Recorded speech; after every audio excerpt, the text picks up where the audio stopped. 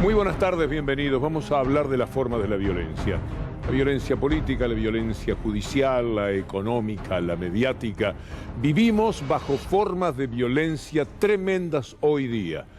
Hay un sector de la sociedad que se ha sentido privilegiado, diferente o algo por el estilo, y está arreciando contra todo aquello que se oponga a esos intereses, que son económicos, que son mediáticos, que fundamentalmente son de poder. Vamos a empezar por la violencia mediática que se da en la justicia. Y vamos a tomar como punto de partida un tuit de Cristina Fernández de Kirchner hablando de una nota muy especial que hoy publicó Página 12, La justicia en modo Macri. Exacta y precisa descripción, dice CFK, de las maniobras del Partido Judicial. Y ahí vamos a ver aspectos de la nota que resalta Cristina Fernández de Kirchner, como diciendo, miren cómo son las cosas. Hay jueces y fiscales que son funcionales al expresidente y lo han beneficiado con sus decisiones. Y arriba, noviembre, un mes caliente de causas armadas y fogoneadas por el macrismo. Las causas contra Cristina Kirchner y exfuncionarios kirchneristas que volverán a cobrar impulso en los próximos días. Parece mentira, está bien cuando como respuesta anticipada a esto de la justicia en modo Macri, Cristina Fernández de Kirchner decía el viernes estas palabras. Así estamos en la República Argentina y una justicia que, ya estoy resignada, no va a investigar nada porque me quieren de acusada, pero no de víctima. Les sirvo de acusada, pero no de víctima a ese partido judicial. Así que son conclusiones que uno va sacando de estos 2 meses de reflexión. Naturalmente hay un fogoneo incesante del motor de todas estas historias, que es el Grupo Clarín. Adelanta todo lo que va a ocurrir, que es una monstruosidad jurídica una al lado de la otra, y después le vamos a dar algunos detalles más. Parece mentira que se animen, pero se animan. Y esa sí que es una demostración de poder. Vamos a ver el anticipo de Clarín respecto a la reaparición de causas que ya no tienen ni pies ni cabeza. Más complicaciones judiciales para Cristina Kirchner, dice la gente de Mañeto. La mafia señala que esta semana pedirán que vaya a juicio por OTESUR y el pacto con Irán. ¿Se acuerda del pacto con Irán? Bueno, como volvieron con el dólar futuro, ahora volvieron también al pacto con Irán. ¿Se acuerda usted de cuando Clarín anunció cuál iba a ser el pedido del pobre fiscal Luciani, cuyo nombre Luciani viene bien cuando hablamos de mafia? Los fiscales pedirán una dura condena para Cristina en el juicio por vialidad. Y ahí se mencionan los años que iban a pedir de cárcel y todo lo que se les ocurrió a quienes representan justamente esos intereses. Y que tienen representantes, los intereses de ese grupo mafia, en gente como Luciani, pero también en la Cámara Federal de Bruglia y Bertuzzi. ¿Cuántas veces leyó usted el título? Van contra Bruglia y Bertuzzi, que son 2 ocupas, 2 personajes increíbles, insólitos, inauditos de este mundo que pretende ser la justicia y que es apenas el Poder Judicial. Quiero recordarle de quién estamos hablando, de estos 2 personajes que integran la Cámara Federal, junto a Llorens, que es casi peor que ellos, pero no viene a cuento por lo que vamos a desarrollar ahora. Vamos a esta primera placa, que tiene que ver con lo que significan estos hombres en el mundo de la justicia. Un juez subrogante no designado en un tribunal no puede estar más de 2 años. Si ya transcurrieron, tiene que dejar el cargo porque es una cuestión de orden público. Vean ustedes nuevamente al personaje Bruglia para que les quede claro de quién estamos hablando. Y retornemos a estas placas que tratan de ser explicativas para que usted entienda por qué se puede hablar de la ilegalidad de este triste personaje Bruglia. Veamos la segunda placa que hemos preparado para que se entienda el tema. No tiene que ver lo que mencionábamos con un amparo que se pueda haber hecho con anterioridad. Y si ese concurso no lo vota nunca el Consejo de la Magistratura, si están 3, 4 o 6 años, ¿que van a seguir con la Cámara Federal ocupada por jueces que no cumplen con los requisitos legales? Es la pregunta que nos hacemos. ¿Qué le hacemos a este señor? ¿Hasta cuándo se piensa quedar allí? Bruglia, Bertuzzi, sostenidos, por supuesto, por la brutalidad de la infamia de la Corte Suprema de Justicia. Y vayamos a la parte final de lo que queremos plantear, que es estrictamente jurídico, excede lo periodístico. Así como Rosati y la Corte le impusieron al Congreso un plazo para que sancione una ley, porque ellos dijeron que la ley del Consejo de la Magistratura que estaba vigente era inconstitucional, acá pasa lo mismo. Esta situación no se puede convalidar eternamente, lo ponemos entre signos de admiración, porque nos parece que es muy importante que usted lo entienda. Y por último, cerrando este episodio que está haciéndole tanto pero tanto daño a la justicia, la Corte o la justicia en lo contencioso administrativo son los que tienen que disponer que la Cámara, si todavía no tiene los jueces porque no se hizo el concurso, sea cubierta con el mecanismo actualmente vigente, es decir, que sea integrada por 2 jueces de Cámara con acuerdo del Senado de la Nación. Frente a esto uno se da cuenta qué es lo que está pasando, qué quiere el Grupo Clarín, por qué lanza a sus perros de presa, a estos jueces y a sus periodistas de una manera desenfrenada. Todo lo que se leyó este fin de semana da tanta vergüenza en lo humano, en la violación de la inteligencia que han perpetrado, bueno, sistemáticamente desde hace mucho tiempo. Pero este fin de semana parecían ir por el récord, porque lo que dijo el viernes Cristina y el clamor que inmediatamente hubo alrededor para que sea candidata y el antecedente inmediato de Lula y lo que saben que significa Cristina Fernández de Kirchner por encima de cualquier candidato que uno pueda imaginar en política de la izquierda o de la derecha, se lanzaron con esto, con Otesur, con el memo con Irán, tenían de la semana pasada a ese enorme bandido, personaje peor que Bruglia y Bertucci, mire de lo que estamos hablando, que es Eduardo Casal. En eso están, en eso van a transcurrir estos días, esta semana, es para que usted vea los títulos permanentemente de la acción del Poder Judicial, no digamos más justicia. Lo que pasó es que Cristina, cuando dijo esto, voy a hacer lo que tenga que hacer, da la impresión de que los asustó un poco. De corazón, saben que yo voy a hacer, como siempre, voy a hacer lo que tenga que hacer para lograr que nuestro pueblo, nuestra sociedad puede organizarse en un proyecto de país que vuelva a recuperar la ilusión, la fuerza y la alegría de nuestra gente. Éramos un pueblo alegre. Los recuerdo aquel 9 de diciembre del 2015 en la Plaza de Mayo y éramos alegres. Volvamos a recuperar esa alegría que tuvimos alguna vez, la alegría de que el sueldo alcanzaba, la alegría de ir al trabajo, la alegría de saber que había futuro. Esa alegría nos la merecemos los argentinos y las argentinas. Muchísimas gracias. Los quiero mucho a todos y a todas. Voy a hacer lo que tenga que hacer. E inmediatamente enumera qué pasaba cuando indudablemente la Argentina era distinta a estos años que se presentaron a partir de 2015 y la llegada del neoliberalismo. Sí, el salario alcanzaba.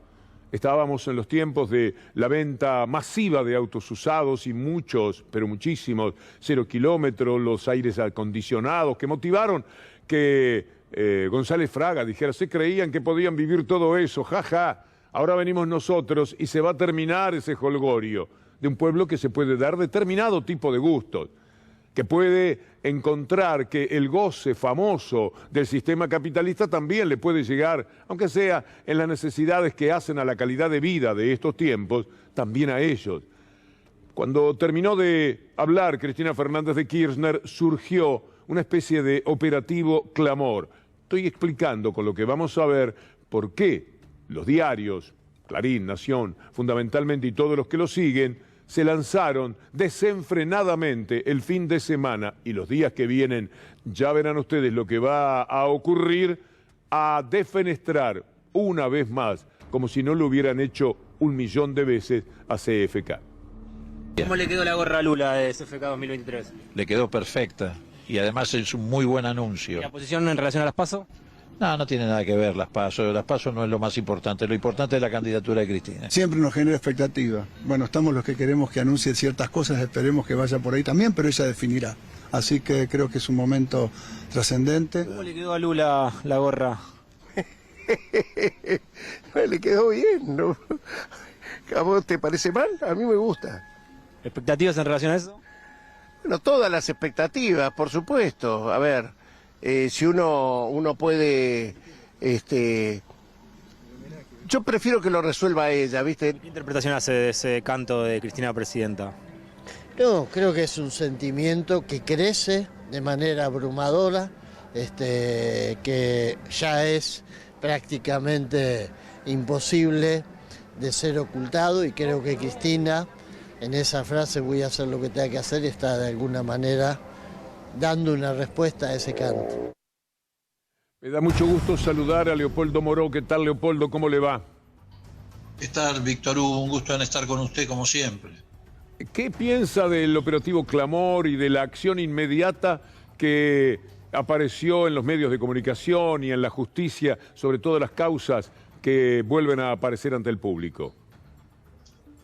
Bueno, respecto a la candidatura de Cristina, yo no tengo ninguna duda de que ella debería ser candidata en el 2023, pero no lo digo solamente por adhesión a quien lidera naturalmente nuestro espacio político, sino porque creo que, como se ha dicho hasta el cansancio en los últimos tiempos, efectivamente la Argentina y el mundo, Argentina y el continente, a raíz de este rediseño geopolítico, le ofrecen al mundo recursos que el mundo está necesitando. El problema es quién aprovecha esa oportunidad, quién la administra, mejor dicho, porque puede ser una gran oportunidad o una gran frustración que lleve a la aparición de una segunda edición del libro de Galeano, hablando de las venas abiertas de América Latina por el saqueo de sus recursos naturales. Y en el caso de la Argentina, que tiene de sobra esos recursos naturales, litio, gas, su antigua pradera, acuíferos, efectivamente se le abre una oportunidad, y yo creo que Cristina ha demostrado, en primer lugar, que conoce el Estado y cómo funciona. En segundo lugar, que es lo más importante, cómo defender el interés nacional y de las mayorías populares. Y en tercer lugar, creo que es la esperanza natural de millones de argentinos que quieren volver a un país con producción, con trabajo, con bienestar, con desarrollo industrial, con desarrollo tecnológico, en definitiva, a un país feliz que aproveche esos recursos. Por eso creo que debe ser la candidata en el 2023. Y me parece que la reacción que se ha producido en el partido judicial tiene que ver precisamente con ese temor, el temor de que Cristina pueda efectivamente representar a esas grandes mayorías populares, a las que va a ampliar con esta convocatoria que hizo, algo que es muy importante y que también hay que incorporar en la campaña electoral, que no son solamente cuestiones económicas y sociales. Ella habló explícitamente de una alianza democrática, porque también está en juego el dilema entre democracia y violencia, o el dilema entre democracia o prédica del odio. Y me parece que el Partido Judicial ha decidido jugarse la partida final contra Cristina, que debe ser el dirigente, o en este caso la mujer que más ha sido perseguida, estigmatizada, hostigada en la historia política de la Argentina, incluso más que Evita, que tuvo la mala suerte de vivir muy poco, murió a los 33 años, a pesar de que la siguieron persiguiendo de muerta. Y bueno, me parece que este partido judicial ha decidido poner todos los cañones, por eso creo que Cristina no va a tener justicia en la Argentina y tiene que acudir a los tribunales internacionales. Me parece que es el único camino que le queda, como lo transitó Lula. Lula transitó el camino de los tribunales internacionales y de esa manera dio vuelta la situación judicial que se le había fabricado en Brasil, ¿no? Leopoldo, como siempre, muchísimas gracias. No, gracias a usted, Víctor Hugo, que le vaya muy bien. Sigamos hablando de las formas de la violencia. Ahora vamos a hablar de la violencia política, esa violencia que está expresada en algo que también dijo el viernes la vicepresidenta, sobre quiénes son los supuestos indignados, que no son otra cosa que mercenarios, personajes terribles pero pagados, personas que no tienen ni siquiera la sinceridad política que podría de alguna manera hacerlos un poco más comprensibles. Bueno, la primera conclusión buena que saqué de todo eso que pasó fue que esos presuntos indignados e indignadas que agredían, que insultaban, que esperaban, que tiraban teas encendidas a la Casa Rosada, etc. Bueno, no eran indignados, era gente pagada por empresarios que se identificaron con el anterior gobierno, con el macrismo, alguno de ellos funcionario que endeudó a la República Argentina.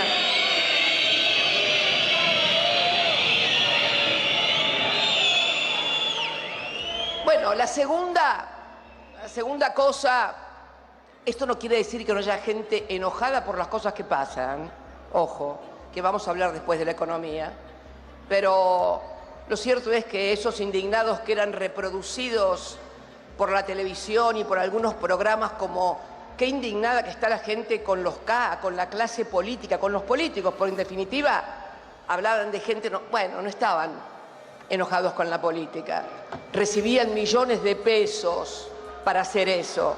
A uno de ellos se le encontró $50.000 en el allanamiento, así que córtenla con lo de los indignados rentados, que no va más esta mentira en la República Argentina.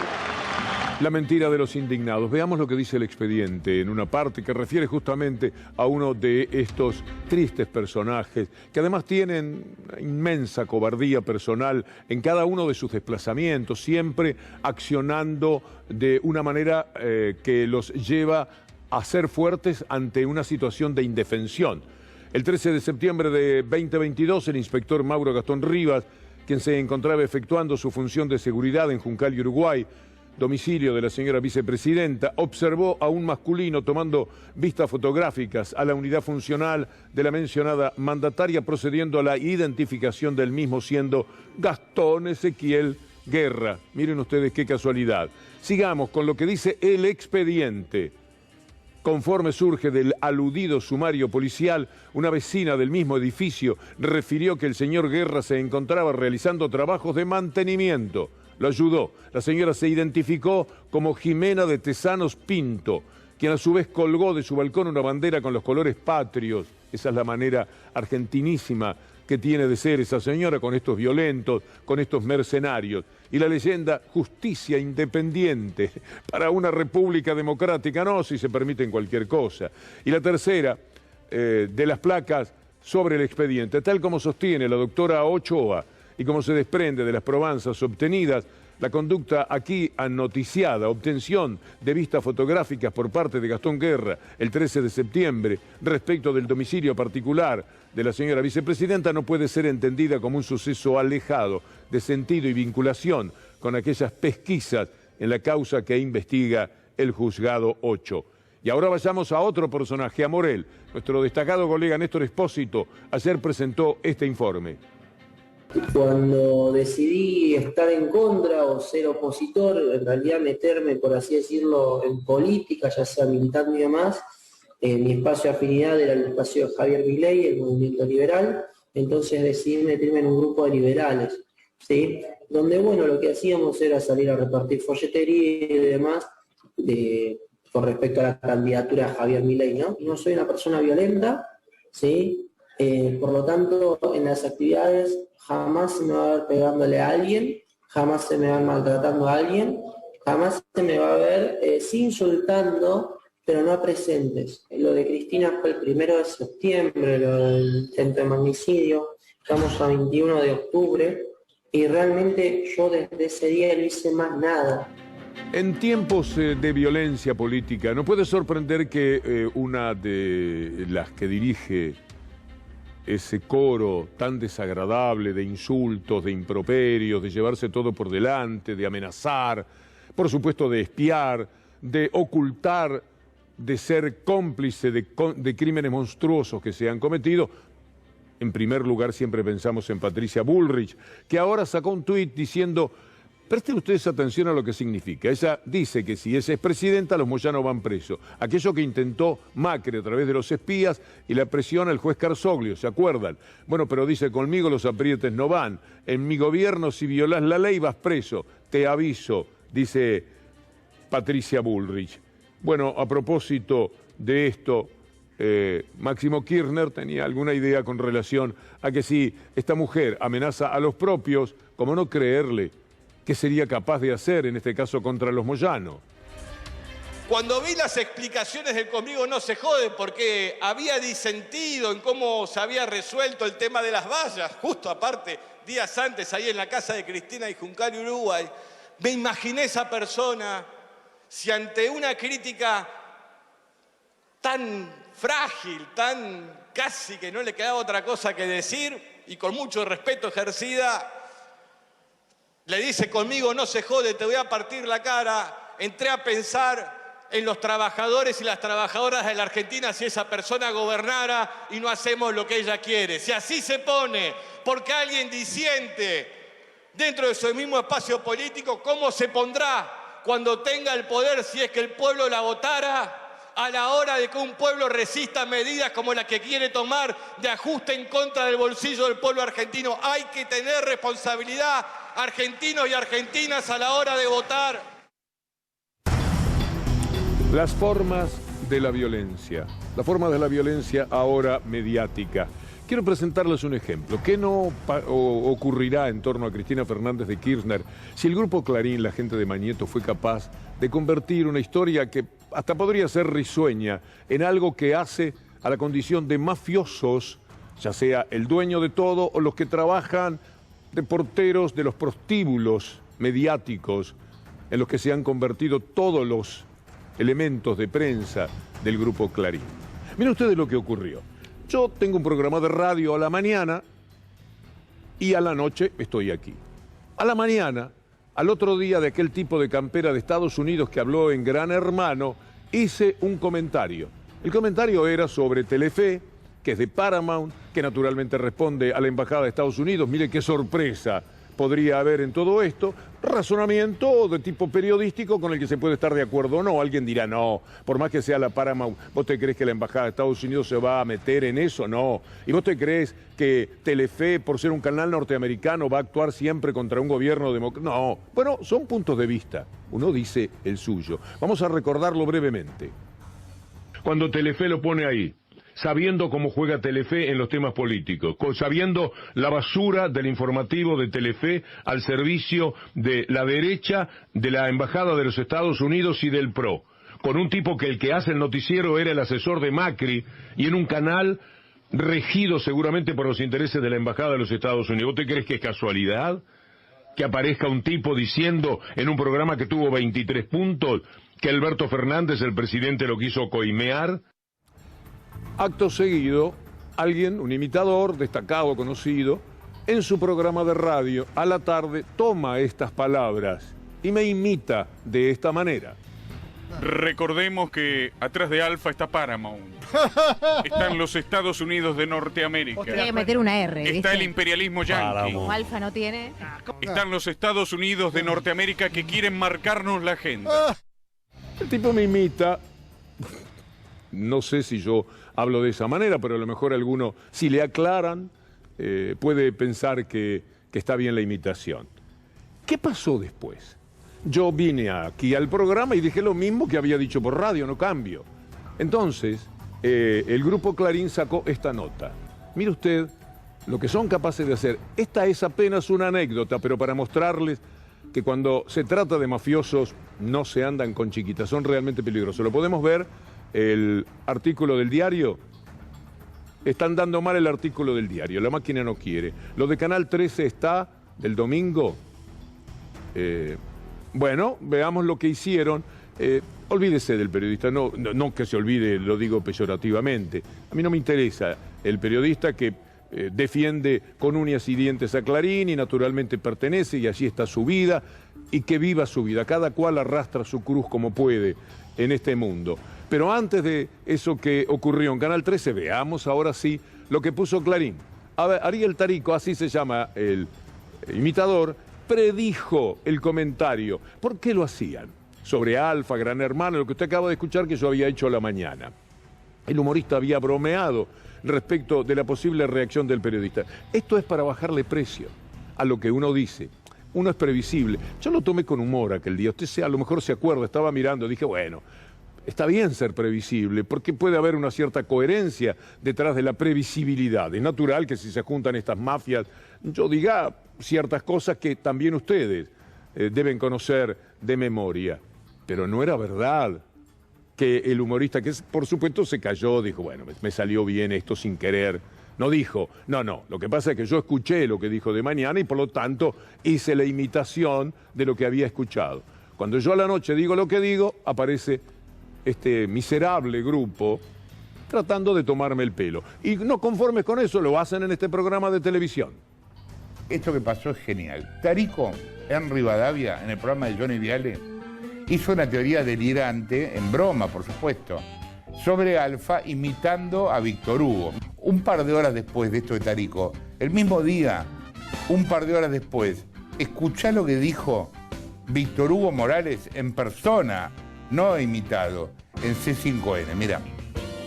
Esto hace la televisión en la Argentina, sea un noticiero, sea un programa que se llama Gran Hermano, como venga, la cuestión es ir contra un gobierno de corte popular, un canal norteamericano instalado en la Argentina, Paramount es Telefe. Bueno, a mí me da un poco de pena porque yo iba cuando él se ponía un plumero en la cola en el Teatro Maipo. Iba a defenderlo porque todo el mundo se reía mucho mal. Y la verdad es que yo lo quería, como muchos de ustedes. Muchísimo lo seguirán queriendo seguramente. Pero es que él y yo somos poquita cosa. Hojitas en el viento. El que se crea distinto a salvo de cualquier cosa, quizás si no se cree en Dios se puede pensar así, pero también creyendo en Dios. La cuestión es que el que importa es el que está detrás de ese señor. El que se lleva todo, el que se roba todo, el que envilece al país.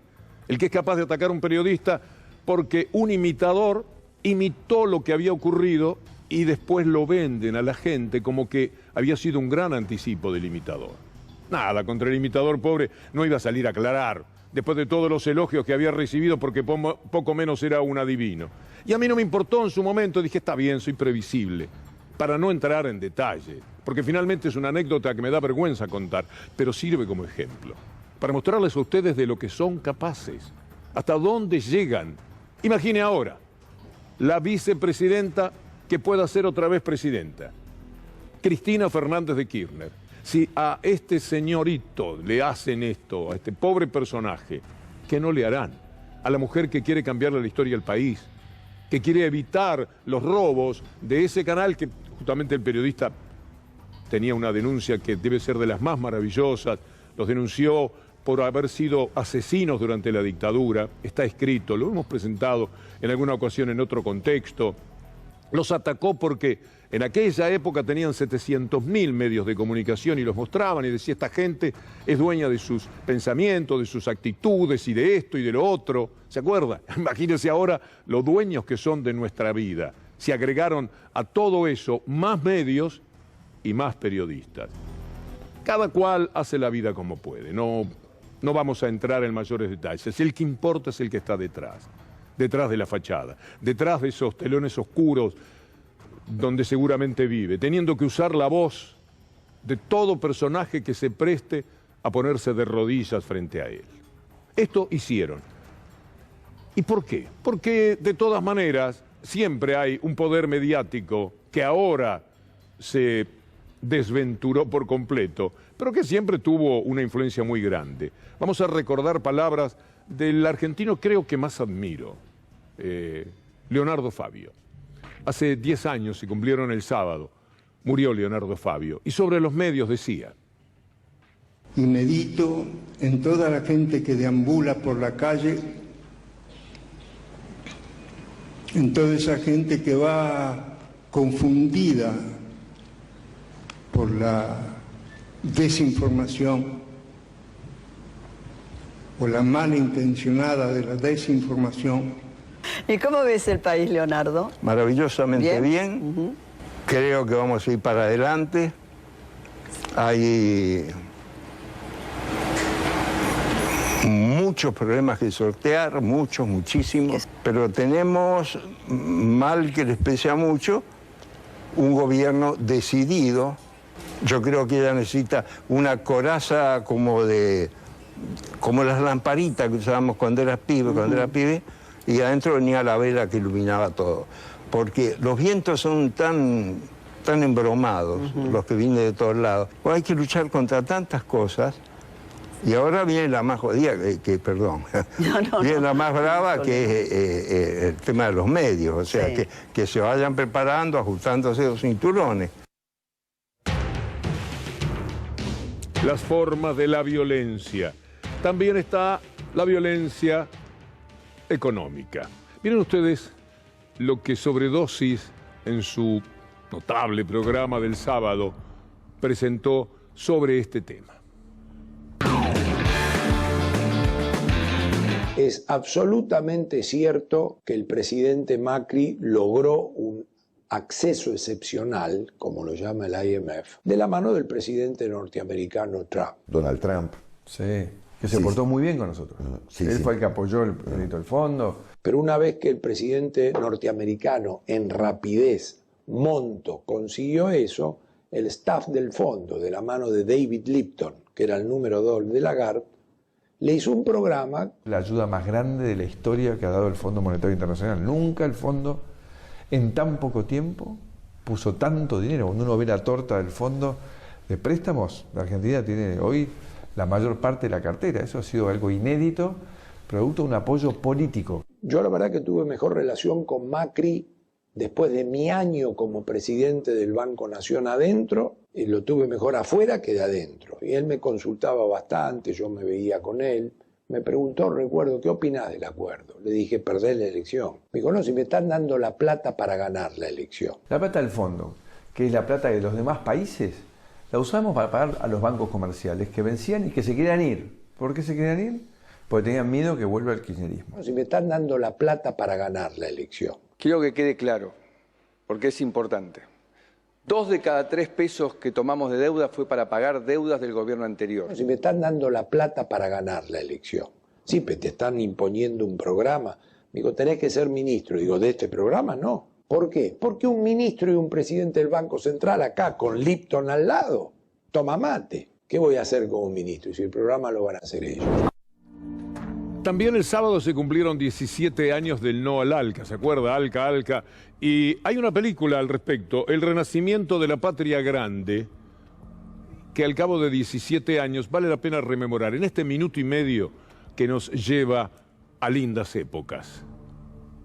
Retémonos a tener el mejor acuerdo de libre comercio que exista hasta hoy en algún lugar del mundo. If you have the opportunity to have a free trade agreement with a larger market, for God's sake, don't look a gift horse in the mouth. Nós sofremos uma pressão dos canadenses e do presidente Fox, do México.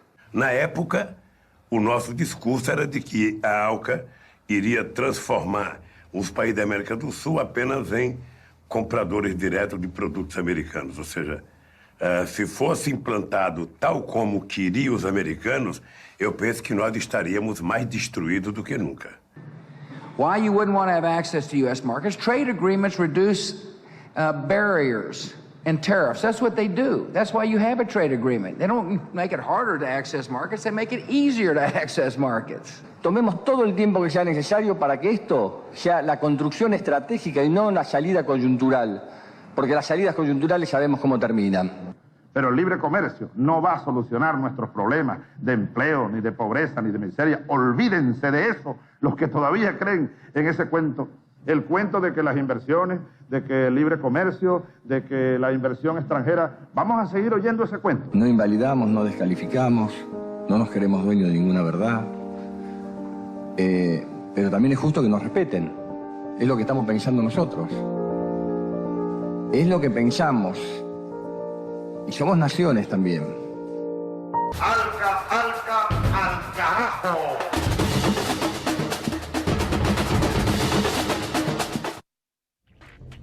Una película formidable. ¿Vieron la cara de Bush mientras hablaba Kirchner? Bueno, lo de Chávez es todavía más conocido por el ALCA.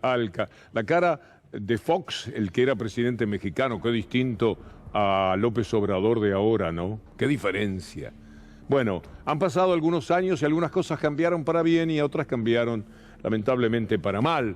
A tal extremo que cuando uno mira lo que Melconian le pide a la derecha, que él integra por supuesto, en tanto el que le junta la cabeza a todos con sus carpetitas de datos que después sale a que se cumplan en los canales de televisión, lo que Melconian les aconseja es muy interesante. Vamos a ver si llegan a tenerlo en cuenta, porque por ahora no es así. Como soy medio desfachatado, yo se los digo, siempre respetuosamente y a solas, nunca adelante de alguien, porque los pone mal. Yo trato de decirle que no digan eso, porque dice, si vamos a hacer lo mismo que hicimos, pues más rápido esta vez, no te van a votar menos, porque hiciste cagada. Así que si vas a hacerlo más rápido, ¿qué es lo que me dijeron mis amigos? Me dice, che, decirle que no diga más eso. ¿Por qué? Porque nos cagó a todos, y si lo va a hacer más rápido, estamos peor que antes. Bueno, ¿qué es lo que no quiere Melconian que digan sus representantes políticos de los criterios económicos de la derecha en la Argentina? Nosotros nos fuimos del gobierno y 70% decía que Aerolíneas tiene que ser estatal. Y hoy eso cae, ya está en menos del 40% y va a llegar al 0%. Y nos vamos a sacar de encima a Viró y todos sus comportamientos mafiosos y la plata que nos roba. Hay que bajar la inflación. Eso significa que no podemos tener más déficit, no podemos gastar más que lo que tenemos. Eso significa que claramente hay que replantear el sistema laboral. Claramente hay que replantear el sistema laboral. Y eso requiere cambiar la legislación. No solamente eso, para que el sistema, para que el equilibrio fiscal sea sostenido en el tiempo, hay que replantear el sistema jubilatorio. Si a mí me toca presidir el país, la austeridad va a ser total y absoluta. Hay un fin de época en donde está la sociedad dejando de lado esta visión de que la salida por el lado de los planes. Hay que replantearse en serio el tema de las retenciones. Por eso es tan interesante que Cristina Fernández de Kirchner, aunque para sus seguidores sea pedirle demasiado a Cristina Fernández, es una pulseada interesante. A ver si en todos estos años de experiencia podemos resolver qué es lo que ha ido aprendiendo el país. Ya hemos tenido demostración de neoliberalismo, de gobierno inclusivo pero tambaleante y de gobierno inclusivo muy firme, muy peleador hasta el 2015. Hemos tenido un paneo muy interesante.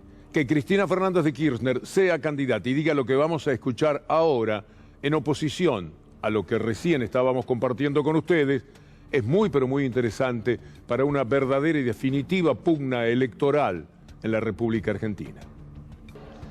Si los mercados fueran transparentes, si los mercados estuvieran muy atomizados y por lo tanto no hubiera grupos concentrados, si además todos contaran con la información, entonces podría ser, pero estamos ante mercados absolutamente concentrados, con cadenas de valor que hacen volar su poder en la distribución del ingreso. Y en esto es el gobierno el que tiene que terciar en la redistribución del ingreso, como lo hacíamos durante nuestros gobiernos.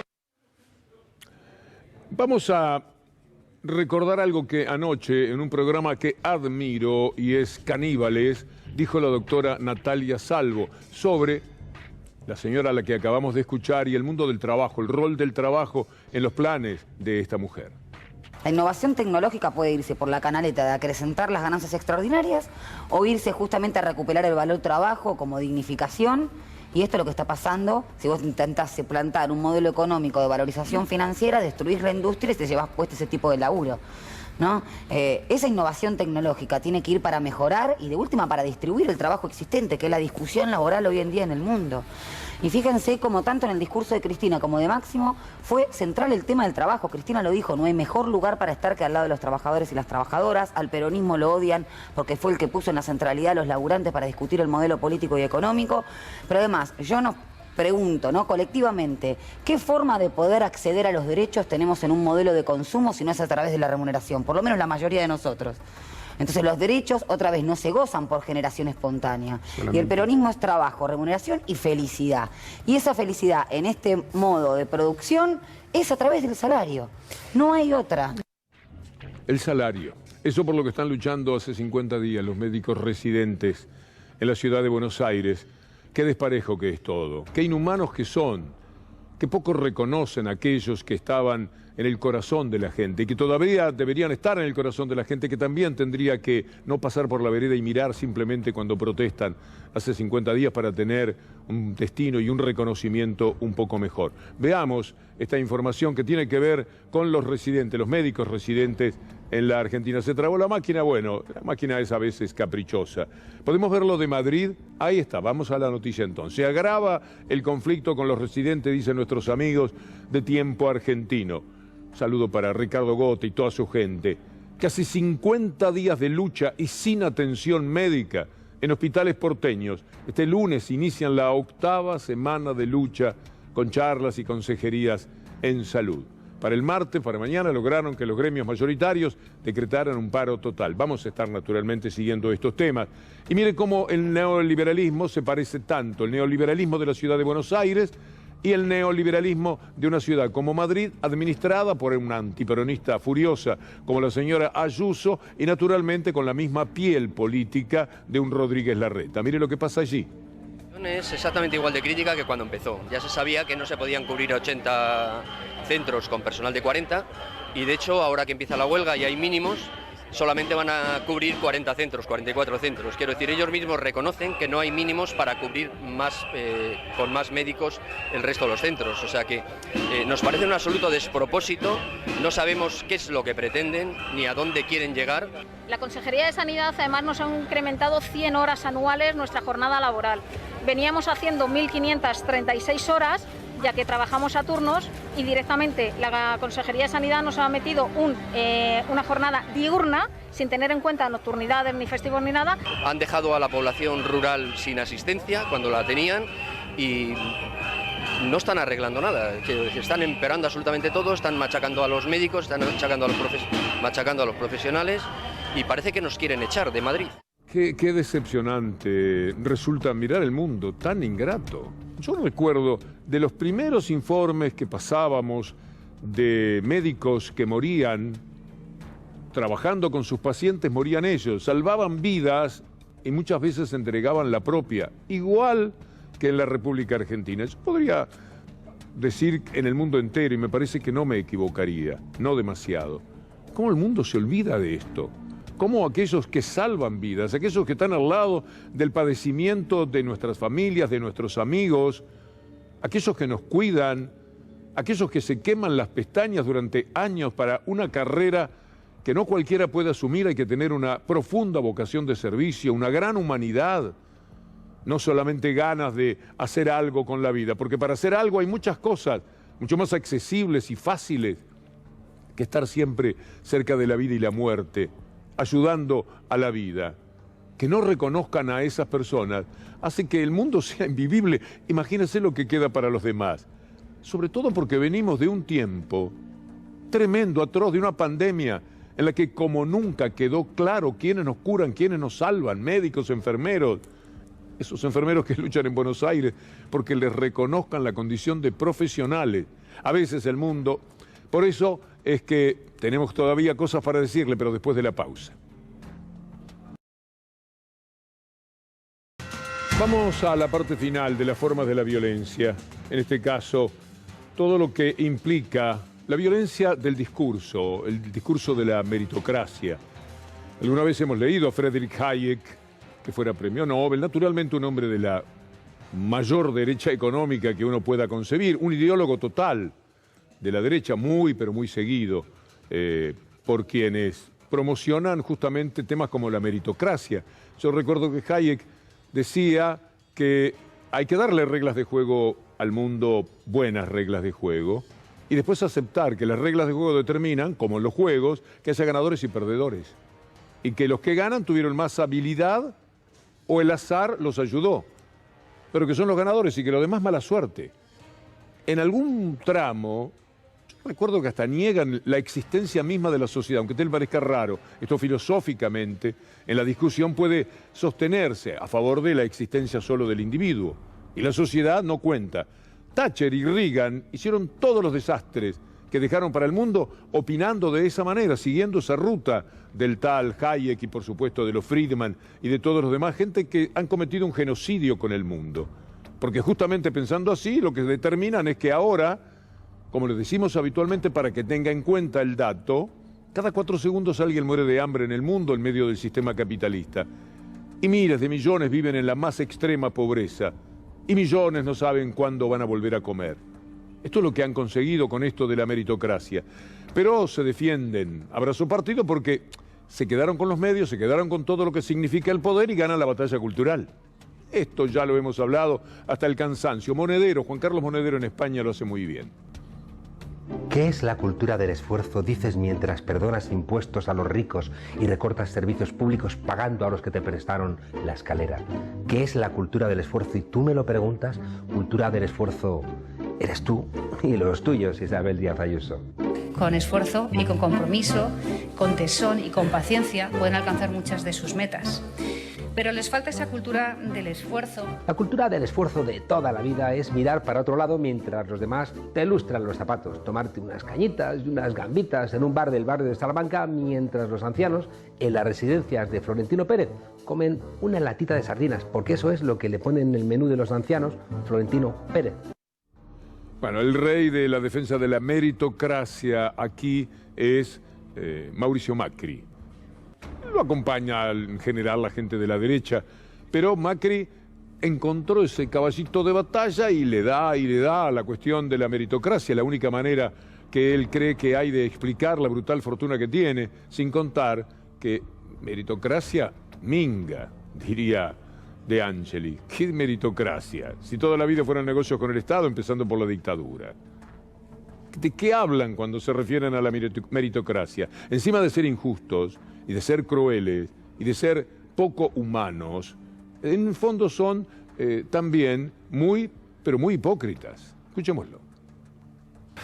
Tiene que haber convicción, porque no es hacer un cambio estético, ¿no? Acá hace falta un cambio profundo, acá hace falta una sociedad. Y no es que descrea de los méritos, en absoluto. ¿Cómo voy a descreer de los méritos si mi viejo era colectivero y yo llegué a presidenta? A ver.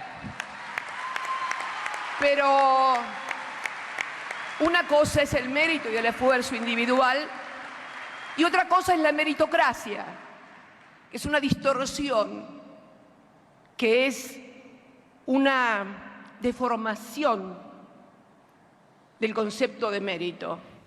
Por eso es necesario que la confrontación sea por todas las bolitas, como decíamos en el barrio cuando salíamos con nuestra bolsita. Hoy voy por todas las bolitas, o vengo sin ninguna o me traigo todas las de colores. Es decir, la sociedad tendrá que entender que el año próximo vamos a discutir como nunca, bien pero bien en serio, porque ya tenemos todos los elementos, ya no hay baraja que no conozcamos.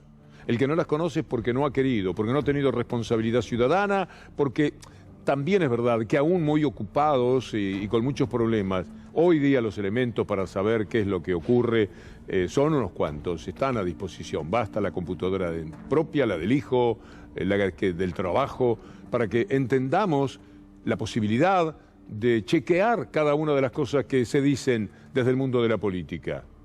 Cada una de las cosas que señalan los políticos, bueno, sometámoslo a un examen y veamos quiénes tienen razón, si no nos alcanza compensar que con un mundo justo le puede ir mucho mejor a muchos más y con un mundo injusto le va bien solamente a unos pocos, menos, cada vez mayor concentración.